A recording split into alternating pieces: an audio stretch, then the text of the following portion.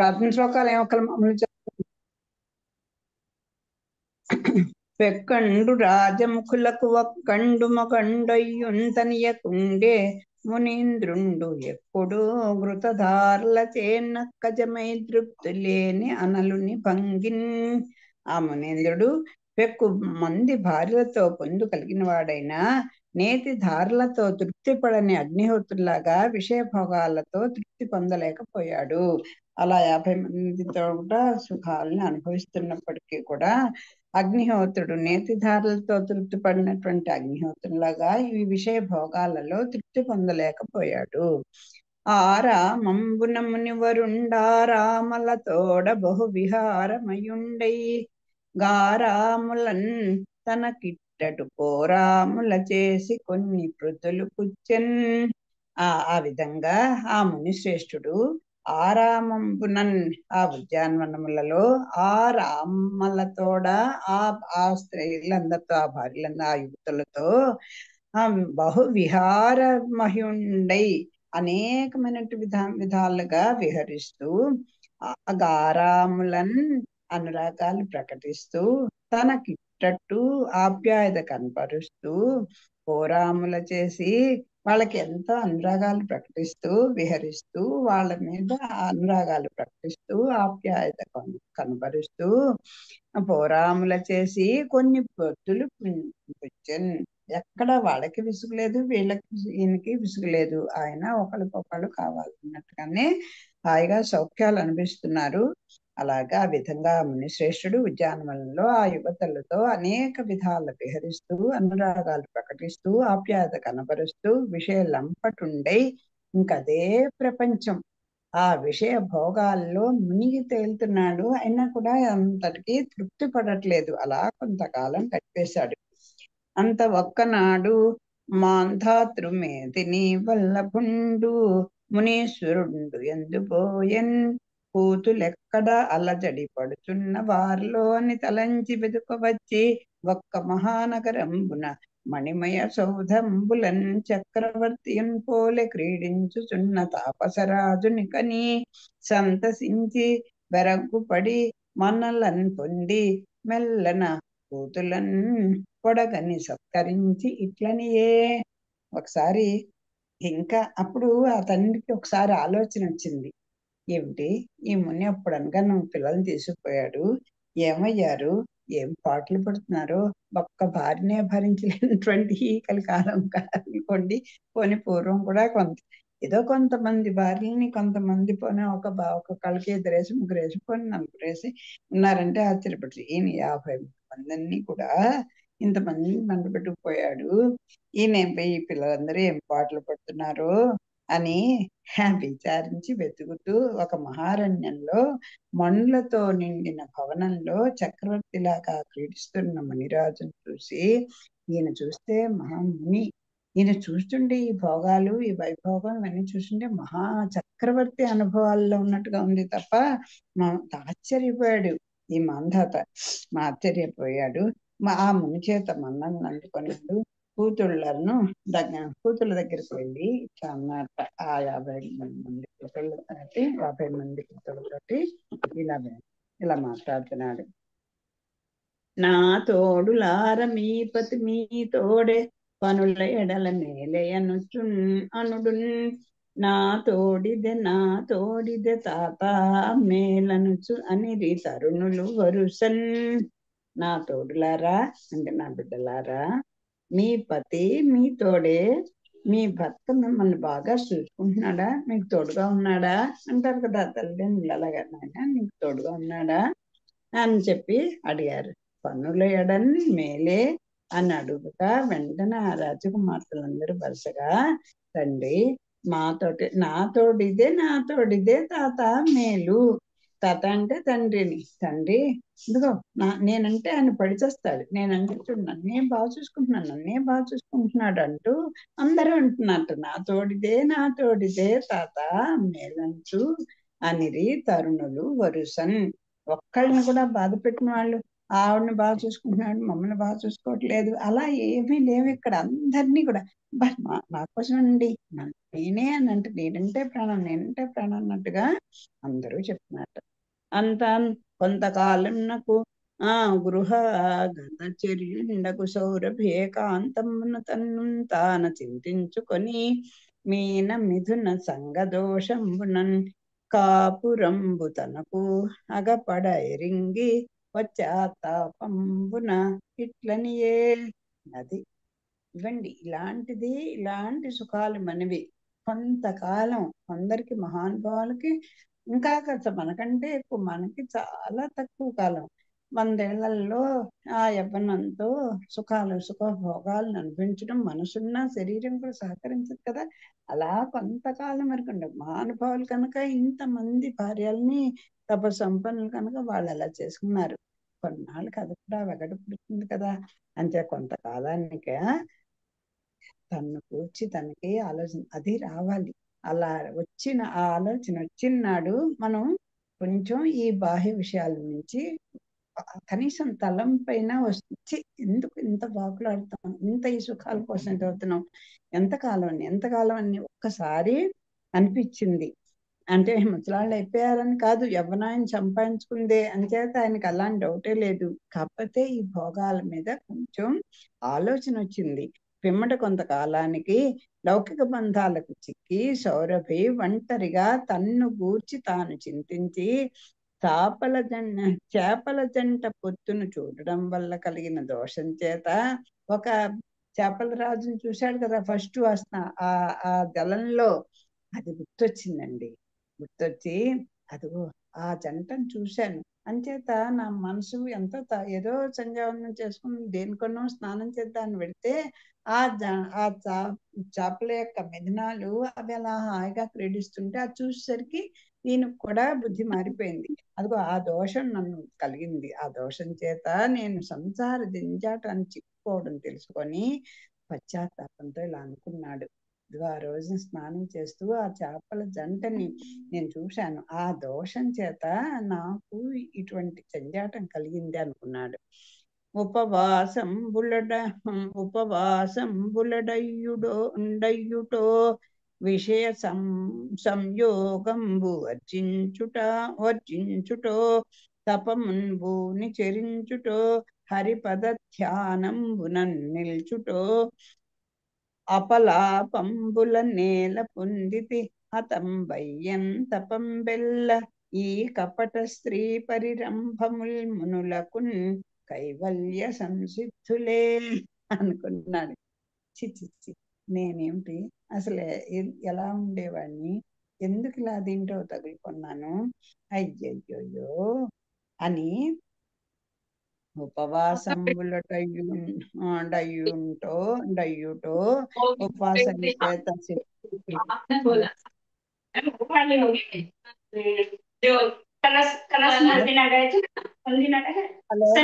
ఎక్కడో డిస్టర్బెన్స్ వస్తుంది కొంచెం.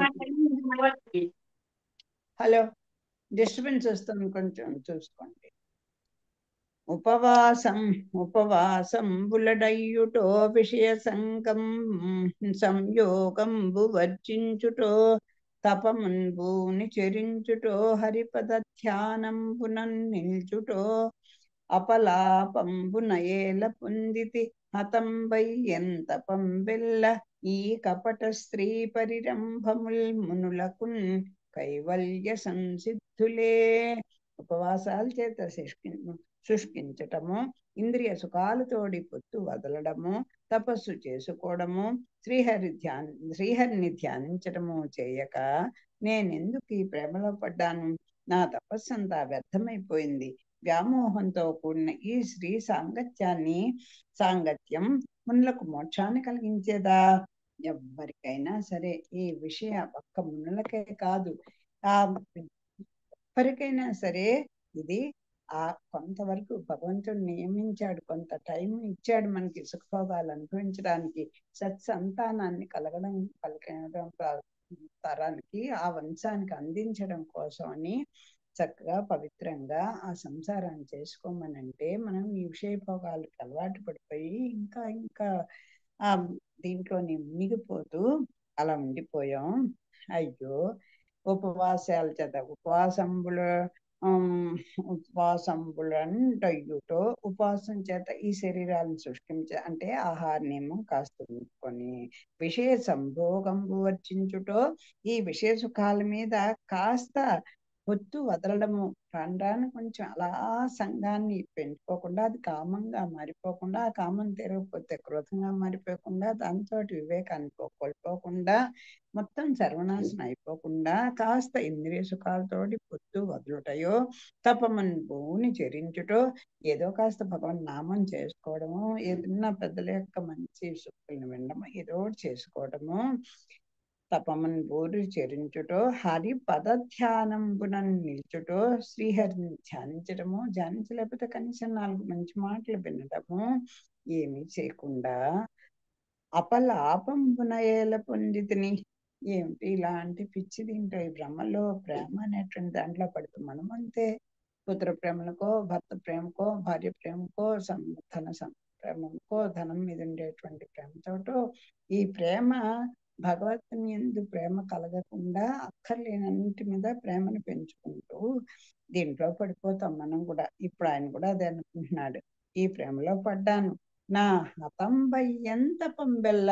ఏదో నియమం పెట్టుకున్నావు, ఏదో భగవద్ ధ్యానం చేసుకోవాలనుకున్నావు, 10 నిమిషాలైనా కేటాయించాను, అబ్బే ఈ లోపల ఏదో ఇంతకన్నా అది దాన్ని పక్కకు పెట్టేసి ఈ ప్రేమ అనేటి పాసం చేత అక్కర్లేని పనుల్లోకి మనం వెళ్ళిపోయి మన తపస్సు అంతా వ్యర్థం చేసుకుంటున్నాం.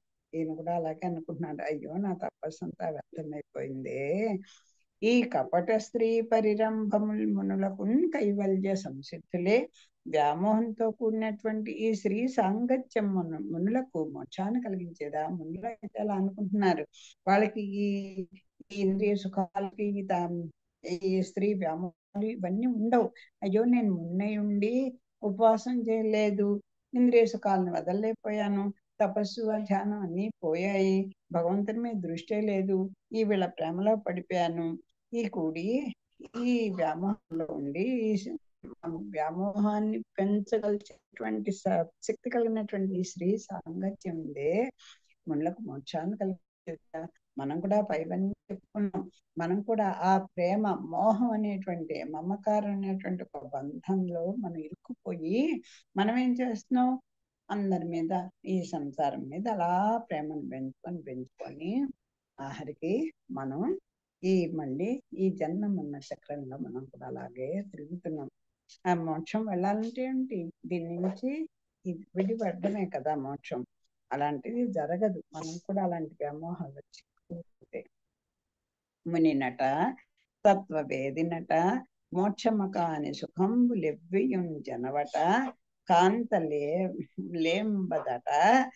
సౌధ చేయంబట వాసదేశం తనయులు 5,000 నిన్నాదము మీన కుటుంబి సౌఖ్యమున్ గనుటటన్ చల్లరే నగవుగాక మహాత్ములు చూచి మెత్తురే. నన్ను నేను తలుచుకోవడానికి కూడా నాకు సిగ్గు వేస్తోంది.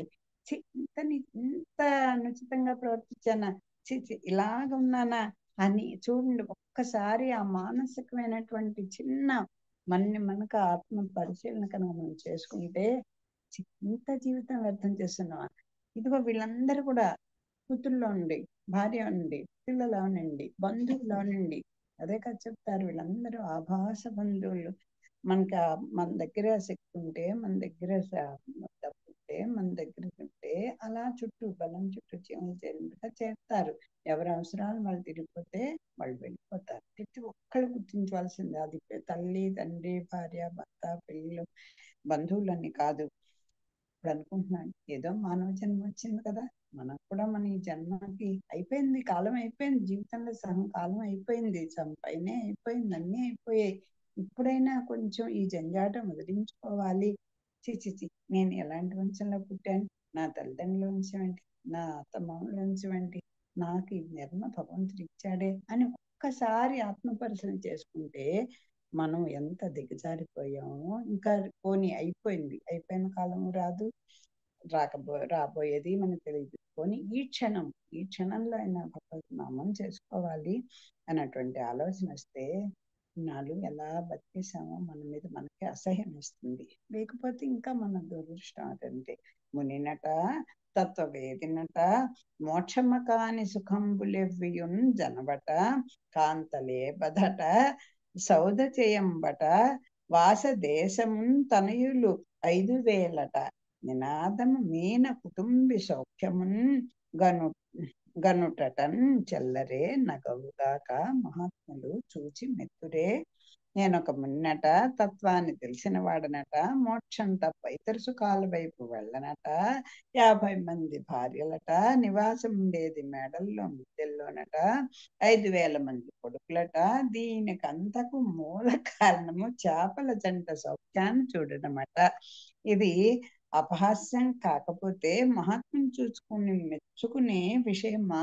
మనం కూడా చెప్తాం, ఏమండి నేను అలా ఎప్పుడు ఉండేవాడిని కాదండి, అదో నా ప్రవృత్తి అది కాదు, నా స్వభావం అది కాదు, నేను అసలు అలాంటి వాడిని కాదు, నేను అలా అవ్వాలని ఎప్పుడు అనుకోలేదు అంటే ఎవడో చిన్న ఏదో దొంగతనానికో సిగరెట్లకో దేనికో పాడైపోతున్నటువంటి పిల్లలు ఉంటారు చూడండి. పిల్లలేంటి పెద్దవాళ్ళంటే ఎప్పుడు వయసుతో సంబంధమే లేదు. ఈ సౌరభ్కి ఏమైనా వయసుతో సంబంధం వచ్చిందా? లేదు కదా. ఆ వ్యామోహంలో పడిపోవడానికి కారణం మనం అని ఎప్పుడు అనుకోండి, అది మరీ దరిద్రమైనటువంటిది అన్నమాట. అయ్యో అని అనుకుంటా, ఇదిగో వాడి వల్ల ఇలా అయిపోయాను, ఇదిగో వీడి వల్ల ఇలా అయిపోయాను, ఇదిగో నా భార్య వల్ల అండి నా తగలపడిపోయిన కుటుంబం అంటాడు ఓ భర్త. చిచ్చి ఈ భర్త వల్ల నేను ఇలా అయిపోయానండి అంటారు. లేదు మా తల్లిదండ్రుల వల్ల ఇలా నేను అయిపోయాను అంటారు వాళ్ళు. ఇలాగా పక్కవాడి మీదకి తోసేస్తాం. అది దీనికే అనుకోసారి చెప్పానేమో, ఒక ఆయనకి 2 కొడుకులు, ఆ తండ్రి బ్రాహ్మణుడే, కానీ ఎంత ఈ నిగమ శర్మ ఎందుకు పనికిరాడు ఆయన విషయంలో. అన్ని రకాలైనటువంటి అలవాట్లకి మునిగిపోయాడు. ఆ 2 కొడుకుల్లోనూ ఒక కొడుకేమో ఆ తండ్రి కంటే దుర్మార్గుడు, ఆ తండ్రి కంటే ఇంకా మరి తలుచుకోవడానికి వీలైనటువంటి స్థితిలోకి వెళ్ళిపోయాడు ఆయన. ఓ కొడుకు అసలు ఈయన కొడుకేనా అన్నట్టుగా మంచి స్వభావ స్వరూపాలు, మంచి నడకతో ధర్మబద్ధంగా హాయిగా ఉంటే అందరికీ ఆశ్చర్యం వేసింది. ఏమిటి ఈ పిల్లాడు ఇలా అయిపోయాడంటే, ఆ పిల్లాడు అలా ఉన్నాడంటే, చాలా ఆశ్చర్యంగా ఉంది అని వాడిని కూడా ప్రశ్నించారు జనులు కొంతమంది. మా నాన్నగారి వల్లే అండి, నేను ఇలా తగలపడిపోవడానికి కారణం నా తండ్రి అన్నాడు చెడిపోయిన కొడుకు. ఈ కొడుకు అలాగే అన్నాడు, మా నాన్నగారి వల్లండి, నేను నాన్నకి ఇలా మంచి దారిలో ఉన్నాను, మా నాన్నగారి వల్లండి అన్నట్ట ఆయన. అదేంటి వీళ్ళు తలపోయారు. అదేంటది, ఆ తండ్రి అసలు నాయన వాడి పేరు ఎత్తకు, మాకు అసహ్యం వస్తుంది. నీ తండ్రి వల్ల నువ్వు బాగుపడడం ఏంటి? ఎవరన్నా ఏ మహానుభావుడో నీకేదో చెప్పుకుంటాడు తప్ప నీ తండ్రి పేరు చెప్పు, తలుచుకోకు అని చెప్పి వాళ్ళు అంటారు. అంటే ఈయనంటాడు, నిజమేనండి, ఎలా ఉండకూడదు నా తండ్రిని గురించి నేను నేర్చుకున్నాను అన్నాడు బాగుపడిన కుర్రవాడు. అలాగా ఎవరి వల్ల మనం పాడైపోతాం, ఎవరి వల్ల మనం బాగుపడతాం అంటే ప్రతి వ్యక్తి దగ్గర మంచి చెడు ఉంటాయి. దాంట్లో మనం ఎలా ఉండాలో ఎలా ఉండకూడదో ప్రతి వ్యక్తి నుంచి నేర్చుకోమని ఈ కథ యొక్క సారాంశం కదా. అని తండ్రి ఒక్కడే మంచిని తీసుకున్నాడు, ఒకడు చెడుని తీసు, అలా ఉండకూడదని నేర్చుకున్నాడు ఒక కొడుకు. ఆయన అలా ఉన్నప్పుడు నేనుంటే ఏంటి అనుకున్నాడు ఒక కొడుకు. అది ఇక్కడ కూడా ఇప్పుడు ఈయనకి పరివర్తన వచ్చింది.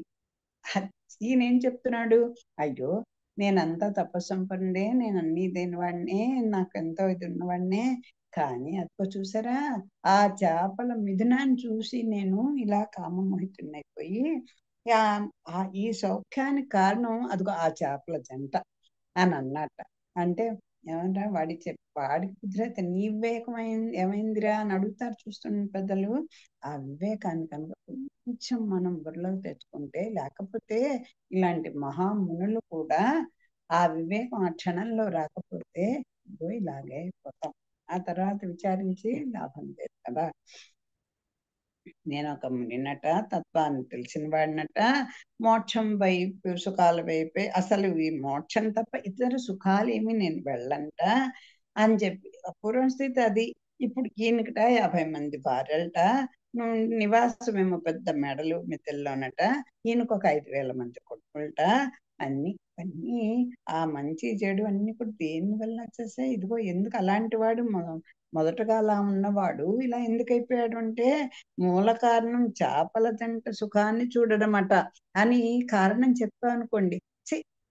అలాంటి కబుర్లు చెప్పకు, నీ బుర్ర ఏందని అందరూ అసహించుకుని వెళ్ళిపోతారు తప్ప, అసహ్యం కాకపోతే మహాత్ములు చూసి మెచ్చుకునే విషయం ఏదన్నా గొప్ప ఇది, దానివల్ల ఇలా నేను అయిపోయానంటాం అని అనేటువంటి ఆ ఆత్మావలోకనం ఆయనకి అది ఆత్మ పరిశీలన వచ్చింది భగవంతుని కృపతో. తపము చేయువాండు తత్వజ్ఞుండగువాడు నెలమి మోక్షమిచ్చు నించువాడు ఏకతంబు విడిచి ఏర్పడనే రెండు కాపురంబు చేయు కరటి తపసి. తపస్సు చేసేవాడు, తత్వం తెలిసినవాడు, మోక్షాన్ని కోరేవాడు ఏకాంతాన్ని అభిలషిస్తాడు. అది లేకుండా పరమాత్మను తెలుసుకోలేడు. మూర్ఖుడైన నా వంటిని మాత్రమే సంసార జంజాటంలో చిక్కుకుంటాడు. సరే, దీని అంతటికి ఎలా ఎలా అయితే మనం మరి ఈ జంజాటం తప్పించుకుంటామంటే, ఓ తపస్సు చేయాలనుకుంటున్నాం, భగవత్ తత్వం తెలుసుకోవాలనుకుంటున్నాం, మోక్షగామి ఉండాలని ఉంది నీకు, ఉంటే నువ్వు ఏకాంతంగా ఉండు. ఏకాంతంగా అంటే ఏదో అడవులకు పోయి ఎక్కడ ఉంటాను కాదు, నీ మనసుని ఈ చుట్టూ కనపడేటువంటి ఈ విషయ వాంఛల వైపు వెళ్లకుండా నీ బుద్ధి అనేటువంటి కళ్ళంతో దాన్ని నీ అధీనంలో పెట్టుకుంటే అది అభిలషిస్తాడు. అది లేకుండా పరమాత్మను తెలుసుకోలేడు. ఆ ప్రయత్నం నువ్వు అసలు ముందర చేయాలన్నా ఏదన్నా సిద్ధించాలంటే ఇది చెయ్యి. అది లేకుండా నువ్వు పరమాత్మను తెలుసుకోలేవు. లేడు. మూర్ఖుడైన నా వంటి ముని మాత్రమే అలా మూర్ఖులు ఎవరో ఉంటారు, వాళ్ళకేమిటి ఉంటుంది కోరిక, కానీ ఇదిగో దీంట్లో పడిపోతుంటారు. మూర్ఖుడైన నా వంటి ముని మాత్రమే ఈ సంసార జంజాటంలో చిక్కుకుంటాడు. ఏకాంతానికి వెళ్ళిపోయి నిజంగా ఆ రోజున స్నానం చేసి బయటకు వచ్చి నిత్యకృత్యంలో మామూలుగా అయిపోతే ఆయన కథ వేరుగా ఉండేది కదా. ఒక మిథునాన్ని చూసి, అందులో ఒక జలచరాన్ని చూసి ఇలా మారిపోయి ఆ మిథునాన్ని చూసి సంసారంలో హాయిగా అబ్బా చూడు ఎంత హాయిగా సౌఖ్యాలు అనిపిస్తున్నాయో అనుకొని ఇలా మారిపోవడంలో ఇంకా ఎవడో నాలాంటి మూర్ఖుడే ఇలా అయిపోతాడు అని తను నిందించుకుంటున్నాడు సౌరభి. అని దుఃఖించి తన్ను తాను నిందించుకొని తన వేడమంబు వేకించుచు ఇహ పర సాధకుండై కాపురంబు విడిచి సతులంతాను వానప్రస్థ ధర్మంబును అడవికించని ఘోర తపంబు చేసి శరీరంబు ఉదయించి అగ్ని సహితుండై పరబ్రహ్మంబు చొచ్చే అంతా. అలాంటి కనుక స్థితి మనకు వస్తే ఈయన కూడా ఏం చేశాడు చూడండి అని దుఃఖించి తన్ను తాను నిందించుకొని మాయలో తగులుకున్న తన స్థితిని బాగా తెలుసుకొని ఇహపర సాధన కోసం సంసారంతో తగులాన్ని వదిలించుకున్నాడు. వానప్రస్థ ధర్మాన్ని స్వీకరించి 4 ఆశ్రమాల్లో కూడా వానప్రస్థం గృహస్థాశ్రమం అయిపోయిన తర్వాత వానప్రస్థంలో అంటే కొంతమంది సన్యాసాశ్రమం స్వీకరిస్తారు, కొంతమంది వానప్రస్థంలో ఏంటంటే భార్యాభర్తలు కూడా ఏకాంతంలో ఉండి హాయిగా భగవద్ ధ్యానంలో వాళ్ళు హాయిగా గడుపుతారు. అంతే తప్ప ఈ సంసార చింజాటంలో వాళ్ళు ఉంటారు. అలా ఉంటారు. వానప్రస్థ ధర్మాన్ని స్వీకరించి భార్యలతో అడవికి వెళ్ళిపోయాడు. ఘోర తపస్సు చేశాడు, శరీరాన్ని కృషింపచేసుకున్నాడు, అగ్నులతో కూడా పరబ్రహ్మాన్ని పొందాడు. ప్రతి వనమున కరిగిన వన్నెలతో అరిగి ప్రాణ వల్ల భుగతికించనిరి వెను తవిలి విడువక అనలునితో శిఖలు నిలువ కరగిన భంగిన్. అప్పుడు అగ్నిదేవుణ్ణి జ్వాలలు అనుసరించినట్లుగా సౌరభి భార్యలు కూడా అతన్ని అనుసరించి అతడు పొందిన గతినే పొందారు. అంటే ఇక్కడ ఇప్పుడు కూడా అంత ఆత్మ పరిశీలన వచ్చినప్పుడు కూడా తన కర్తవ్యాన్ని తను మర్చిపోలేదు. ఇదిగో నేను వెళ్ళిపోతున్నాను, మీరు వస్తే రండి అన్నారు. ఇదిగో అగ్నికి ఆ అగ్నిదేవుడికి ఈ జ్వాలలన్నీ కూడా ఎప్పుడు కూడా అగ్నిల పైకి వెళ్తుంది, జ్వాలలన్నీ కూడా పైకి కదా ప్రసరిస్తాయి. అగ్నిని అనుసరిస్తున్నటువంటి జ్వాలల్లాగా ఈ సౌరభ భార్యలందరూ కూడా అతన్ని అనుసరించి వెళ్ళారు. వాళ్ళు కూడా పరగతిని పొందారు. అంత మాంధాత మాంధాత పెద్ద కొడుకగు అంబరీషున్ తత్పితామహుండగుటం చేసి యవనాశుండు తనకున్ పుత్రుండు కావలయునని కోరి తెచ్చుకొని అంబరీషునకు యవనాశుండు అతనికి హారితుండు జనించిరి. అది కారణంబుగా అంబరీష యవనాశ్వహారితులు మాంధాతృగోత్రంబున ప్రవరులైరి. మాంధాత రెండవ కడుకు పురుచుకుండు అతని ఉరలోకంబును కనుకొని పోయి భుజంగ కుమారులు తమ చెల్లెలి నర్మదయను కన్యకను వివాహంబు చేసిరి. పురుకుచ్చుండు అక్కడ అనేక గంధర్వనాథుల వధించి తన నాగలోక సంచరణంబు తలంచు వారికి ఉరగ భయంబు లేకుండ వరంబు బడసి తిరిగి వచ్చే. ఆ పురుకుచ్చున్నకు ద్రస సత్యునకు అనరణ్యుండు. ఆ అనరణ్యునకు హర్యస్వుడు. హర్యస్సునకు అరుండును. అరుణకున్ త్రిబంధనుండు. త్రిబంధనునకు సత్యవ్రతుండును జన్మించిరి. ఆ సత్యవ్రతుండు త్రిశంకుండనంబరగే అతండు. ఇక మళ్ళీ ఈ మాంధాత యొక్క ఇంకా ఇంకా మిగతా మాంధాత కొడుకుల్లో ఇంకోటి ఉన్నాడు కదా అంబరీషుడు అని. ముగ్గురు కొడుకులు అని చెప్పుకున్నాం కదా ఇందాక. ఆ ముగ్గురులో ఇంకొక వాడు అంబరీషుడు. అంబరీషుడు ఉత్తముడని తాతయ్య అయిన యవనాసుడు అతన్ని కుమారుడుగా స్వీకరించాడు. ఆ తాతకి పిల్లలు లేకపోతే ఈయన్నే కుమారుడుగా తీసుకున్నాడు అంబరీషుడిని. ఆ అంబరీషునికి యవనాసుడు అతడికి హారితుడు జన్మించారు. ఆ కారణంగా అంబరీష యవనాసు హారితులు మాంధాతృ గోత్రానికి ముఖ్య పురుషులైనారు. ఆ మాంధా రెండవ కొడుకు పురుకుచ్చుడు. ఇంకో మూడో ఉన్నాడు కదా రెండవ కొడుకు పురుకుచ్చుడు. ఆ నాగ కుమారులు అతన్ని పాతాళ లోకాన్ని తీసుకొని పోయి తమ చెల్లెలైన నర్మద అనే కన్యకనిచ్చి వివాహం చేశారు. అక్కడ పురుకుచ్చునికి శ్రతదస్యుడు, శ్రతదస్యునికి అనరణ్యుడు, అనరణ్యునికి హర్యసుడు, హర్యస్సునికి అరుణుడు, అరుణునికి త్రిబంధుడు, త్రిబంధనుడు, త్రిబంధునికి సత్యవ్రతుడు జన్మించారు. ఆ సత్యవ్రతుడే త్రిశంకుడు అని ప్రసిద్ధిగాంచాడు. అంటే ఈ మంధాత కొడుకుల్లో అంబరీషుని గురించి చెప్పారు.